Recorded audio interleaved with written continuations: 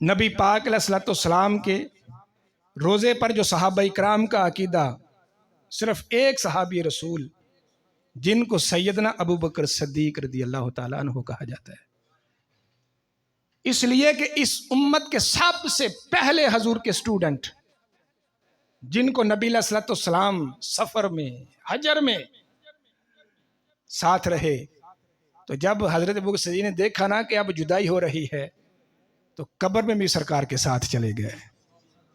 इससे बड़ा मुरीद और कौन हो सकता है कि जिसने सारी जिंदगी हजूर अलैहिस्सलाम के साथ बसर की, और जब मौत का वक्त आया तो कहने लगे मुझे सरकार के कदमों में ले जाना। यह है सिद्दीक़ अकबर, इस उम्मत का अकीदा। आप का जब वसाल हुआ, आप अपने वसाल से पहले सैयदना अली रदी अल्लाह तआला अन्हु को बुलाया, तो वसीयत की, ऐ अली मुझे उस हाथ से गुस्ल देना जिस हाथ से तुमने नबी पाक को गुस्ल दिया था।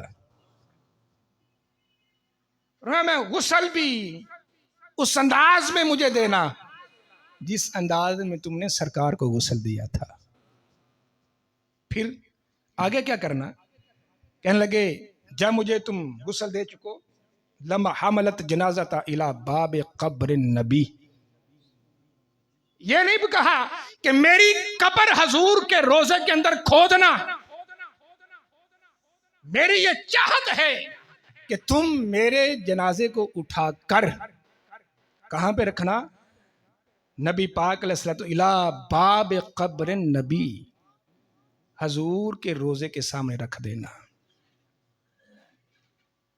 जैसा अकीदा हो वैसा नसीब मिलता है। मैं जब तुम मेरे जनाजे को हजूर की कब्र के सामने रखोगे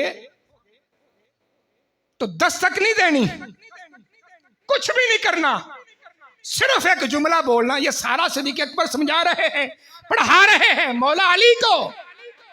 आज लोग कहते हैं सिद्दीक़ अकबर और मौला अली में माज़अल्लाह अदावत थी। सिद्दीक़ अकबर तो कह रहे हैं मुझे कोई ना दफनाए, ना मुझे कफनाए, ना मुझे गुस्ल दे। ऐ अली तुमने मुझे उस हाथ से गुस्ल देना जिस हाथ से सरकार को गुस्ल दिया था। इससे बड़ी मोहब्बतों की कोई इलामत है? फरमाया तुम मेरा जनाजा जो है वो इला बाब कब्र नबी वनूदी अस्सलामु अलैका या रसूल अल्लाह, जाकर सलाम अर्ज करना, ऐ अल्लाह के रसूल आप पर सलाम हो, और आगे जाके कहना हाजा अबू बकर सिद्दीक। ये जो जनाजा, जो कब्र, ये चारपाई है ना, मेरे हबीब या आपके आश के सादक सैयदना सिद्दीक़ अकबर की पड़ी हुई है। मैं तुमने ये बताना, जाकर दस्तक नहीं देनी, ये आवाज देनी, तो क्या होगा? फरमाया फैजाल बाब कद अफ्ताहा, फरमाया अगर तो दरवाजा खुल जाए। तो वहां तो कोई दरबान तो नहीं था। तो ये सारी बातें जहन में रखो। सिद्दीक़ अकबर रज़ी अल्लाह तआला अन्हु के वसाल से पहले कब्र भी बन चुकी थी, हजूर के रोजे को दरवाजा भी लगा दिया गया था। आज जिनको दरबारों से बड़ी तकलीफ है, उनके लिए सबसे पहली दलील हजूर का रोजा मुकद्दसा है। ये ना हमने बनाया, ना हमारे बाप दादा ने बनाया। बनाने वाले कौन थे? ये सिद्दीक़ अकबर, उमर फारूक, उस्मान गनी, मौला अली थे। अगर कब्रों पर कुब्बे बनाना, ये कब्रों के ऊपर मज़ारात बनाना अगर शिर्क होता, तो बताओ ये सारे सहाबा इकराम माज़अल्लाह मुशरिक थे? तो फिर तालीम क्या दी? फरमाया कब्रों पे जाना शिर्क नहीं। सिद्दीक़ अकबर ने अपने अमल से साबित किया, मेरा जनाजा उठाना इला कब्र बाब नबी सल्लल्लाहु अलैहि वसल्लम, हजूर की कब्र के सामने मेरे दरवाजे को रख देना, दस्तक नहीं देनी, सिर्फ जाके ये कहना हाज़ अबू बकर सिद्दीक, ऐ मेरे हबीब सल्लल्लाहु अलैहि वसल्लम ये अबू बकर सिद्दीक है। फ़इज़ल बाब कद अफ्ताहा, अगर दरवाजा खुल जाए तो फिर क्या करना? फरमाया वइज़ा बिहातफ़ा यहतफ़ु मिनल क़ब्रि उदख़ुलू, फिर मुझे भी सरकार की कब्र के साथ दफन कर देना। तो कैसे ये अकीदा बयान कर रहे थे, कैसे ये कल तस्लीम करती है कि कोई बंदा दरवाजा खोलने वाला भी नहीं है, तो सैयदना अली ही कह देते जो इल्म का दरवाजा थे, जो हिकमत के बादशाह थे, ऐ अबू बकर सिद्दीक, ये कैसे मुमकिन है कि दरवाजा खुद ब खुद खुल जाए? तो कैसे हम आपको दफन करेंगे? खामोशी से सुनते रहे, फिर कुर्बान जाएं। जैसा सैयदना सिद्दीक अकबर ने कहा था, आपने वैसा ही आपके जनाजे के साथ किया। तो ये कोई आम नहीं, इमाम फखरुद्दीन राजी का नाम किसी के सामने लो। इसके और भी मेरे पास हवाला जात, इमाम जलालुद्दीन सयूती ने खसाइस कुबरा के अंदर इसको जिक्र किया। इमाम इसाकर ने तारीख मदीना और दमिश्क, जो 100 जिल्दों पर किताब मौजूद है, वो भी मेरी लाइब्रेरी में मौजूद है, उसमें मौजूद है। और ये इमाम फखरुद्दीन राजी कुरान करीम की तफसीर, जिसका नाम तफसीर कबीर है, और उसकी जिल्द नंबर 21 और 22 के अंदर आप ये रवायत करते हैं कि जब सैयदना सिद्दीक अकबर का विसाल हुआ, सैयदना अली कहते हैं हमने सैयदना अबू बकर सिद्दीक रज़ियल्लाहु तआला अन्हु के जनाजे को उठाकर सरकार दो आलम के रोजे के सामने रखा, तो हमने ऐसे ही कहा, अस्सलामु अलैका या रसूल अल्लाह, हाज़ा अबू बकर सिद्दीक। फरमाया जब हमने ये मामला पेश कर दिया तो आप सारे कहते हैं, आप कहने लगे उदखुलू इलल हबीबी इलल हबीब। मैं हमने अपने कानों से सुना कि सरकार के रोजे से ये आवाज आई, है मेरे सहाबा इकराम, एक यार को यार के साथ मिला दिया जाए। दरवाजा खुला, कोई माई का लाल ये साबित नहीं कर सकता कि सैयदना सिद्दीक अकबर की कब्र को खोदा गया।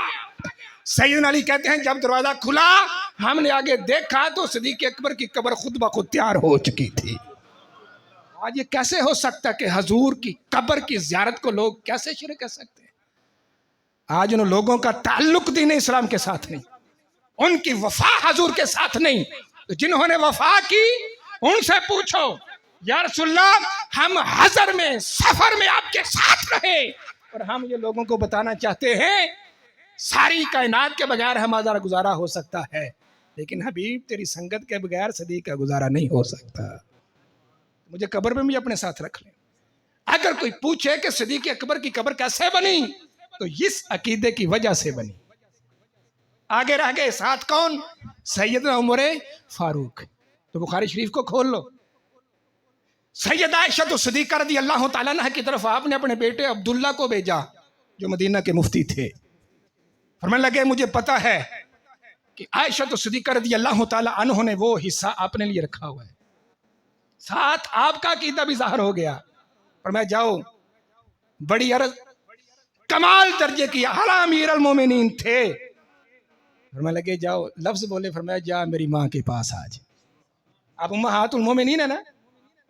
फरमाया जाओ माँ के पास जाओ और माँ से कहना उसका बच्चा दुखी हो, तो कोई माँ ये नहीं चाहती कि मेरा बेटा दुख सहे। फरमाया फिर जाके कह कि उमर फारूक आज दुखी है। किस एतबार से? ऐ माँ मैं जानता हूं जो टुकड़ा तूने सरकार के पहलू में अपने लिए रखा है, हाथ जोड़ के कहते हैं वो टुकड़ा मेरे नसीब में कर दे। खोलो बुखारी शरीफ। तो सैयद आयशा तो सिद्दीक़ा ने जब यह कहा ना, फरमाने लगी ये माओं पर तोहमत आएगी। जा मैं माँ हो के कहती हूँ उमर फारूक वो कब्र का हिस्सा मैं तुझे दे रही हूँ। हाक में वक़्त थे, अमीर अल मोमिनीन थे, आपने आगे क्या कहा? फरमाया मुझे आज तक दुनिया पर इतनी खुशी नहीं हुई है मेरे बेटे अब्दुल्ला जितनी खुशी मुझे आज हो रही है कि मैं सरकार के कदमों में दफन किया जाऊंगा। कहां गए आज मुसलमान? कहां गई आज उनकी तौहीद जो कहते हैं अगर हम मदीने में जाएंगे तो हमारी तौहीद को खतरा है। मैं कहता हूं ये तौहीन तो हो सकती है लेकिन कभी तौहीद नहीं हो सकती। और इनकी दलील को पाश पाश करते हुए तौहीद का सबसे बड़ा मरकज कौन सा है? खाना कब है ना। और ये आज मैं तुम्हें तोहफा दे रहा हूं, अपने मोहल्ले वालों को ये तोहफा दे रहा हूं, और मेरा ये पैगाम अपनी सारी मस्कीन उम्मत के नाम, अपने मस्कीन मुसलमान भाइयों के नाम है। यह तफसीर दुर मंसूर उसकी पहली जिल्द है। नबी पाक अलैहिस्सलाम ने इरशाद फरमाया, हजूर अलैहिस्सलाम, ये किसी आम शख्स की बात नहीं, हजूर फरमा रहे हैं। और मैं ये इस तफसीर से आपके सामने, तफसीर दुरे मंसूर, इमाम जलालुद्दीन सयूती, जिनको हाफिजुल हदीस कहा जाता है, जिनको अपने जमाने के मुजद्दिद थे, मुहद्दिस थे, और ये वो हस्ती हैं जिन्होंने जाती आंखों से नबी पाक का 73 मरतबा दीदार फरमाया है। आप फरमाते हैं, अन जाबिर क़ाल रसूलुल्लाह सल्लल्लाहु अलैहि वसल्लम, इज़ा काना यौमुल क़ियामा, क़यामत का दिन आएगा तो काबा रब के सामने अर्ज करेगा, काबा रब से कहेगा,